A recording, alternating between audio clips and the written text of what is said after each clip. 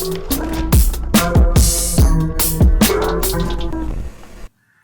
want to go back a little bit. I want to talk about Murder Changed Me. Mm-hmm. I got a chance to watch the documentary. Like the whole concept, everything was dope. That's not my work. Okay. That's not my work. So that's what took me so long, because I wanted to chop up some different stuff. I wanted to come back and have the mothers in the black room explaining what happened right here. That was not my work. That was raw footage that Charles and Herb put out. Okay, but you was the part of putting the actual seminar. Yeah.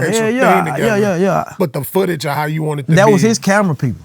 Okay. Nah, I want a prophecy there, and I ain't like how they were just passing the mic around. But I still was negotiating a big deal for the whole situation. My mouthpiece was still finna get everybody, everybody a better situation.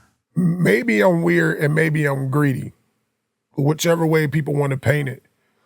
But I don't understand where it was wrong that the mothers want to get paid. I don't see where it was wrong if you and Charleston want to get paid.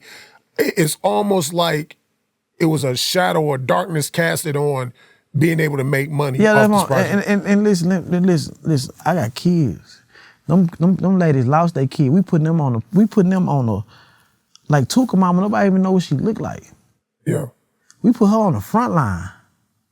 Now she gotta go to work and people, I didn't know that was your, she in a gas station and some of them people that didn't like her son that was across town probably never knew what she looked like. Yeah. I wanted to help change her life. I wanted to get money in their pocket and we go fly to different states where nobody had to ask us for no money.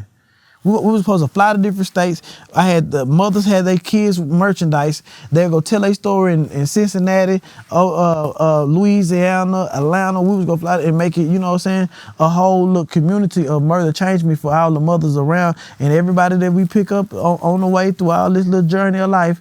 You know what I'm saying? They got a chance to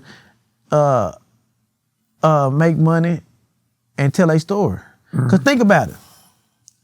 A mother whose son died while he was in a hole with a record label don't get no money. Because an artist died, say he still owe a record label $2 million.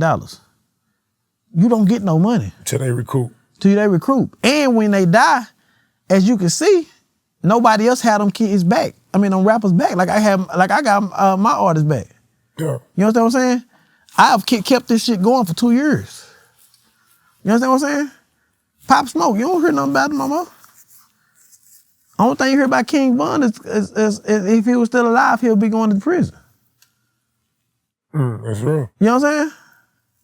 So at the end of the day, if your son, if some of them mother's son died in a hole, they get no money. No streaming money, no none of that. When Mo3 died, he was in a hole. For 2 months. Yeah. Shit, I dropped that outside. That was a wrap.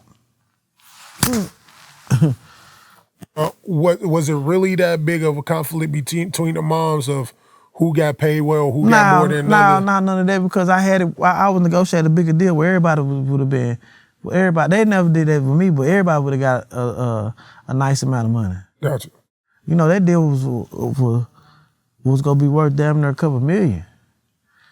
You know what I'm saying? So what did Charleston really want to do with it? Put it on his YouTube channel. He kept saying, drop it, Rain, drop it. On what? What platform we gonna do this? He wanted to do it on his YouTube channel. But his YouTube is demonetized, right? Yeah, but the subscribers, I guess. Yeah. And because I was just thinking this through. Like, okay, he want to do it for the message. Right. To get out. And he don't want no money from it.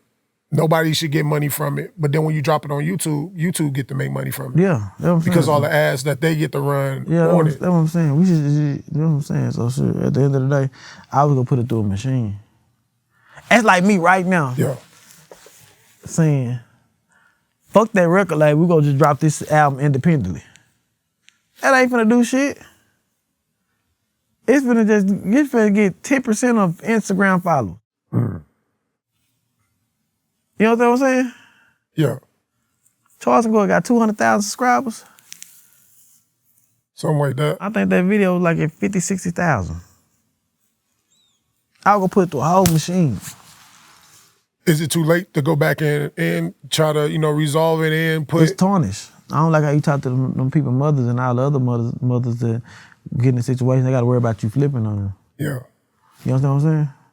Now, Mama Duck spoke highly of you. She talked about how you just flew her down to listen to music, things of that nature. Like, what you think of Mama Duck?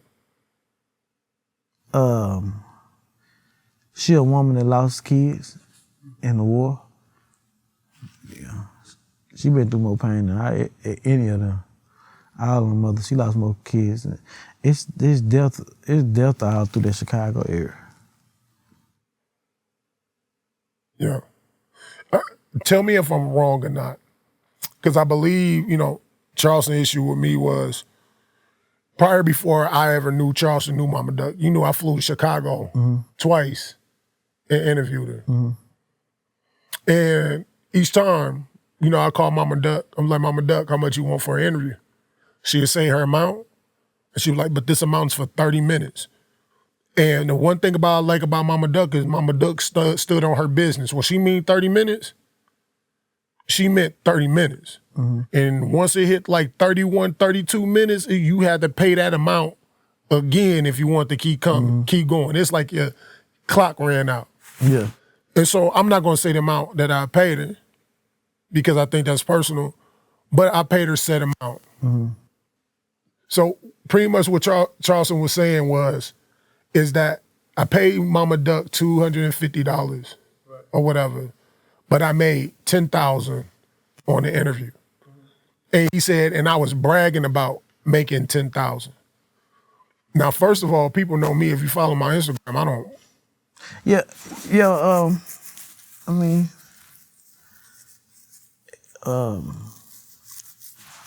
if she said a price, you did what you said you gonna do. Yeah. She said a price and you did it.